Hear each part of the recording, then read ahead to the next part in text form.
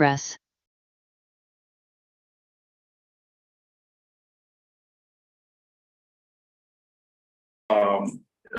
Structures that we can go to when these issues come up, because what's going on now is with this discourse that the world now is going towards a new order based on a rules-based order, but nobody tells you who those rules are made for. We have to fight that, and the difficulties that we have when we have a dispute, when we have to take them to some sort of international settlement and so forth, is that we still don't have strong enough alternatives.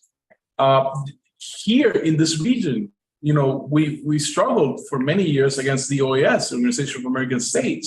Venezuela is no longer a member. Cuba is not a member. Nicaragua, I believe, is also no longer a member. But then when you see, we built CELAC, which is a community of Latin American Caribbean states, and that's like an alternative project. But when you see this whole set of structures, it's the Pan American Health Organization, it's the Human Rights Court, there's all these structures that are already built under the OAS that is very hard for many other countries to break away, because we still haven't been able to build those alternate structures.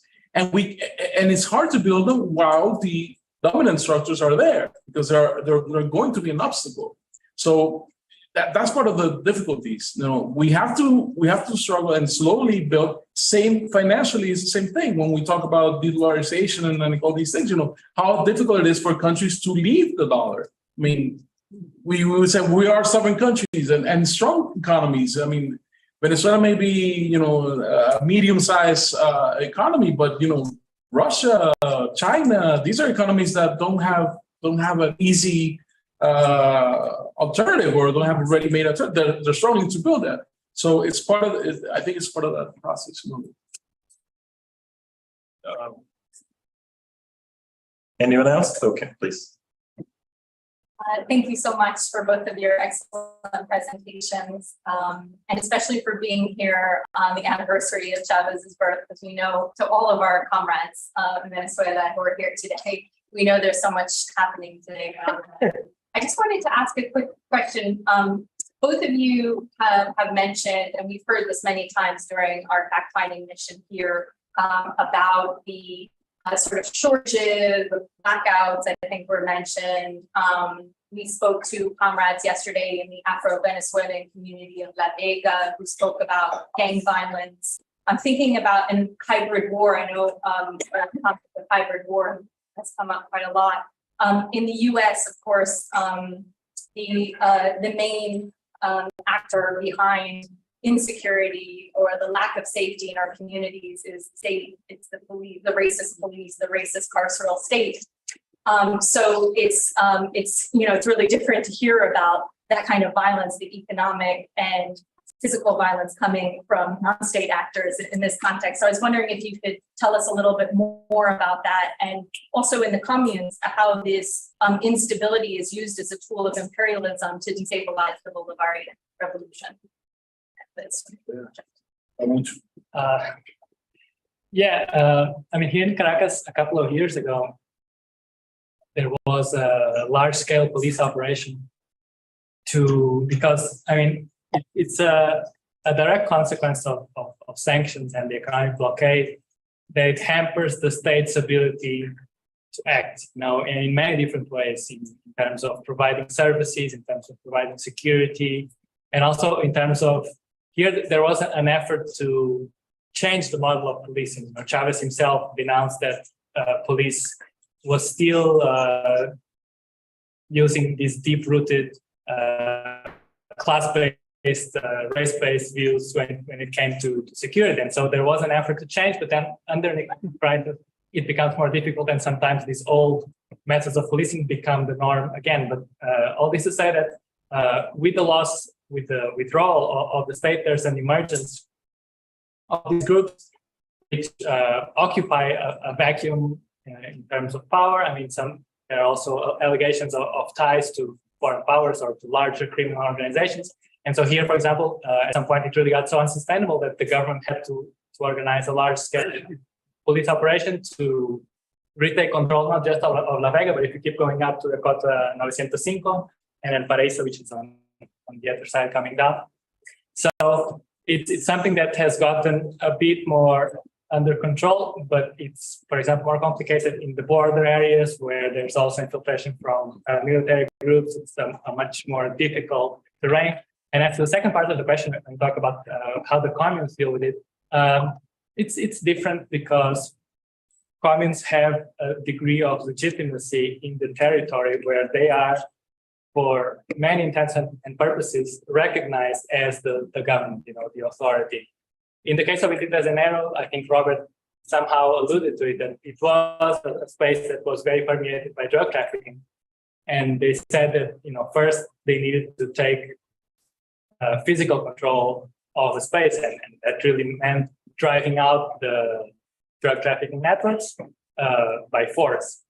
And then the other point that they made a lot was the importance of first satisfying basic needs, food, health, and so on, but also in terms of education, providing opportunities for these impoverished young people who otherwise might be driven either to migrate or to join these kind of illicit activities if they're not offered any other perspectives. So the comments in that sense are, because they are more in touch, they are on the ground, they are more prepared to address the issues of security. Thank you. Do you have any other questions or? Okay. Thank you very much for this session. Maybe, Ricardo, one thing. You have done so much analysis on why things are happening. For example, probably you should make a point of sharing with us some of the analysis and we can republish them. For example, when they tell us Maduro is dollarizing the economy, they don't explain why that is happening. So they just take it from the surface. But now you're explaining. You think I understand? But you told us here that he's doing certain things to actually, in fact, every time I've had the war economy to sustain the basic minimum to almost substitute the people. So I think that alternative analysis will also be interesting. Yeah. Thank you.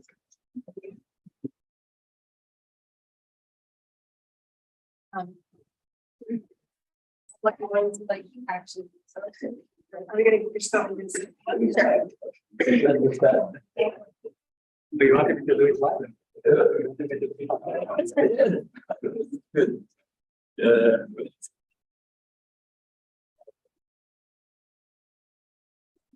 Okay.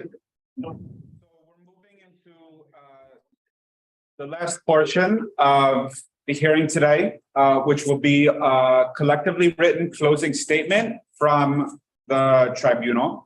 Before doing so, I wanted to say thank you to our translators.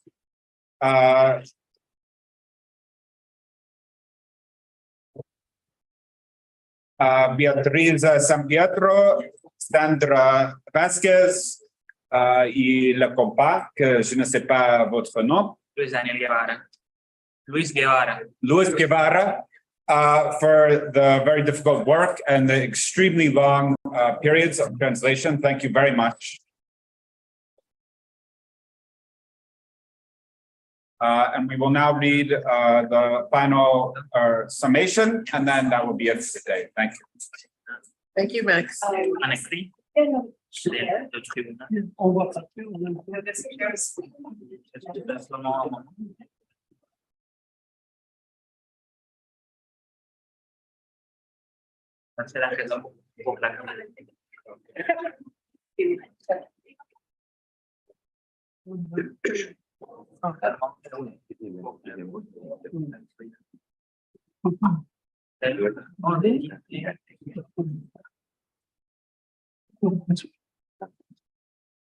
Okay, so we're going to take perhaps about five minutes. 5 minutes to share a preliminary statement from the International People's Tribunal. As the fact-finding mission of the International People's Tribunal, We unequivocally denounce the US imperialist hybrid war on the Venezuelan people, economy, and state.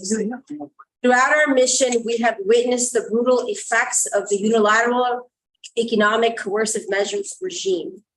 Our meetings, interviews, and discussions clearly exposed the lies of the US government and the propaganda of the corporate media that aim to depict Venezuela as a failed state.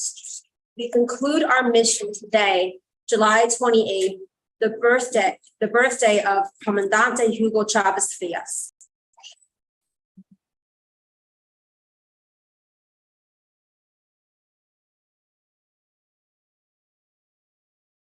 As we mark the 200th anniversary of the Monroe Doctrine, we recall that the economic blockade is part of a long history of enslaving, colonizing, and subjugating the people of the global South.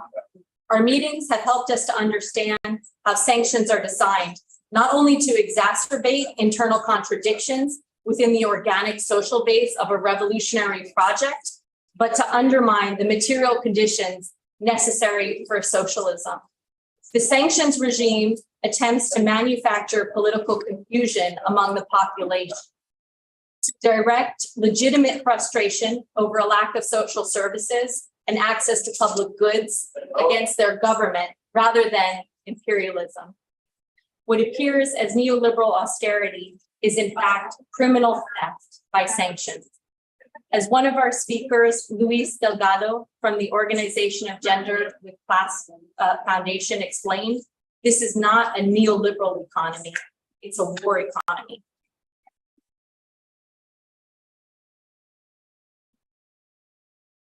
Political confusion is neither accidental nor a secondary result of the sanctions and blockade regime. It is designed to create an environment of chaos towards regime change and to provide narratives for opposition forces, particularly proxies of the United States, working to extend and to intensify the sanctions regime. For example, the recognition of Juan Guaido as the fake president of Venezuela by the United States, Canada, and other imperialist powers was used to create propaganda and also to implement the sanctions by confiscating the property of the Venezuelan state, the sole legitimate political organ of the Venezuelan people, and transferring them to the custody of an ally of US-backed opposition forces, another form of blockade imposed upon the assets of the Venezuelan people.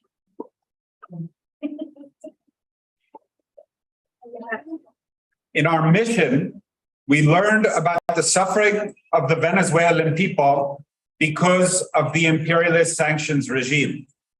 We also learned and have been inspired by their resistance. We witnessed the resilience and creativity of the communes, building independent economic capacity and development based on collective, non-capitalist forms of knowledge production. We saw the ingenuity and passion of doctors in the Children's Cardiology Hospital of Latin America, treating the most difficult cases while navigating shortages of medical supplies and equipment, demonstrating the cruelty and genocidal intent of the sanctions regime. We were also profoundly inspired and uplifted by the hospital's commitment to not only treating patients from outside of Venezuela, but also providing free education to new generations of doctors internationally. This serves as a testament to the nation's culture of compassion, socialist values, and solidarity. We have been particularly struck by the centrality of women to this resistance. From the struggle to achieve food sovereignty, to leading political education initiatives, frontline legal defense, Afro-Venezuelan revolutionary projects fighting colonial capitalist gentrification and displacement, and their political leadership, women are the backbone of the Bolivarian revolution. Our delegation includes lawyers, legal scholars, academics, and organizers from the United States, Canada, Philippines, Kenya, Lebanon, Algeria, and Iran. The delegation is part of the International People's Tribunal on U.S. Imperialism, an international effort investigating the sanctions regimes as key tools of imperialism, used to undermine the sovereignty, particularly the economic sovereignty of nations in the global south, maintaining the global capitalist order. Venezuela and all countries targeted by US sanctions have challenged US imperialism and seek to uphold their independence and sovereignty from US hegemony. We are holding hearings on the impact of sanctions, economic coercive measures in 16 countries in Latin America and the Caribbean, Africa, and Asia.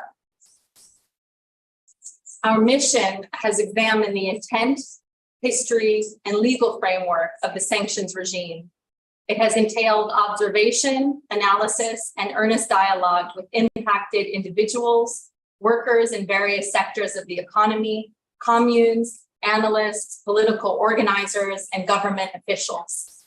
These included a meeting with Venezuela's Vice Minister of Anti-Blockade Policies, William Castillo, from the Venezuelan Anti-Blockade Observatory, El Panal Commune, Venezuela Analysis, Sures, Plan Pueblo a Pueblo, Free Alex Saab Movement, Breaking the Norm, Gender with Class Foundation, the Children's Cardiology Hospital of Latin America, CONAD a Cafro, and Cumbe.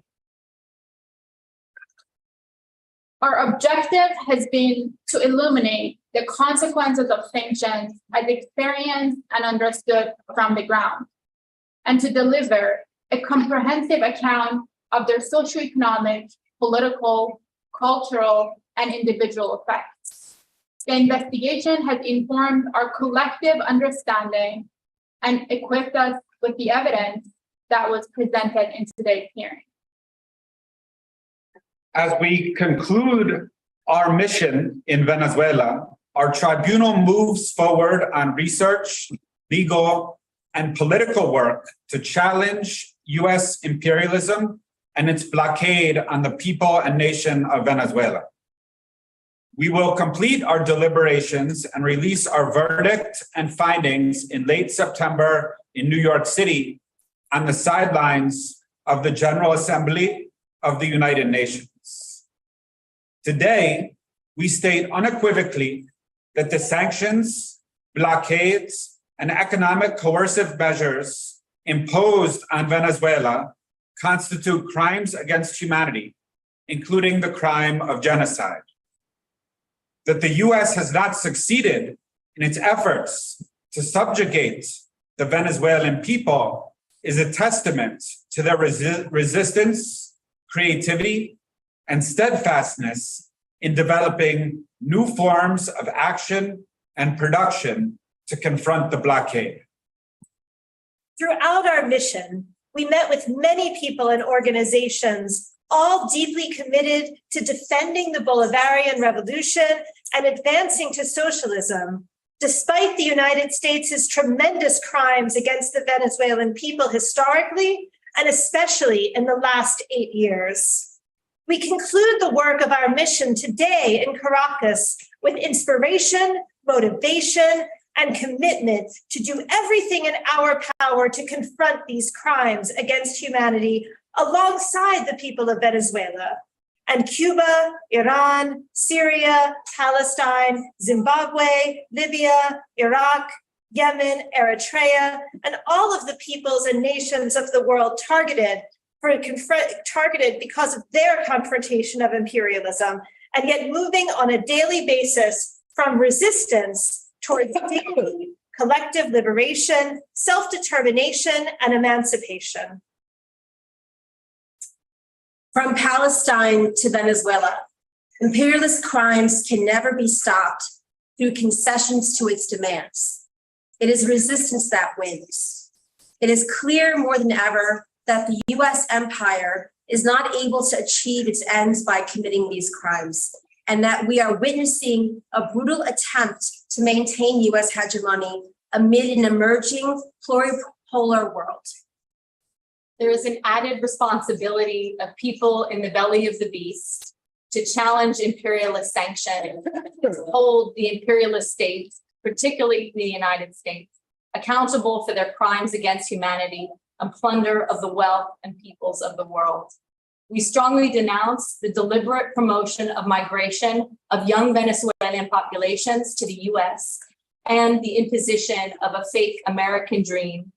This trend in reality aims to push Venezuelans to join the impoverished working classes, dispossessed, struggling on the streets of the United States at the same time that US policies seek to impoverish Venezuela. The devastation brought by US imperialism is substantial and apparent across a range of indicators and fields, from coerced migration to the confiscation of state assets to the attack on petroleum production and revenue.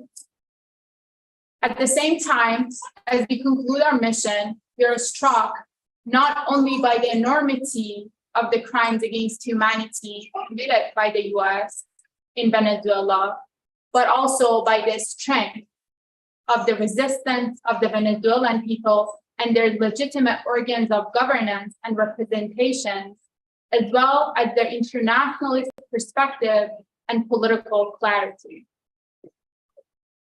The crimes taking place in Venezuela are inseparable from US-led imperialism and capitalism. Confronting these crimes cannot be confined to the legal sphere, but requires a clear political commitment to confront, defeat, and dismantle imperialism and capitalism. The global world order must change from unipolarity to pluripolarity, from anti-people to a pro-people order, with dignity, emancipation, and self-determination for all. Together, we declare these crimes against humanity will not pass.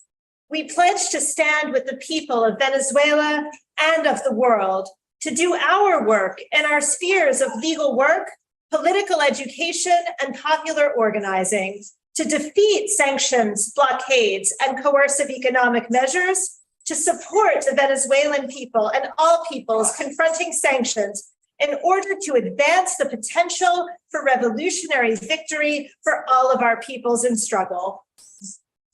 In struggle until victory.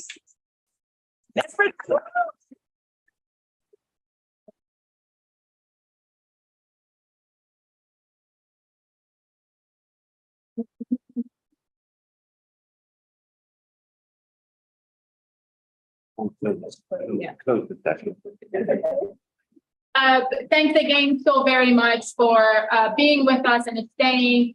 For those who are here in the room with us, everyone who has helped us put this together, and for generous hospitality of our hosts this week, as well as those who have joined us online. We realized it was one of the longest hearings that we've had, and nonetheless, it was an incredibly powerful hearing. We're going to close now, and we look forward to continue building together. Thank you.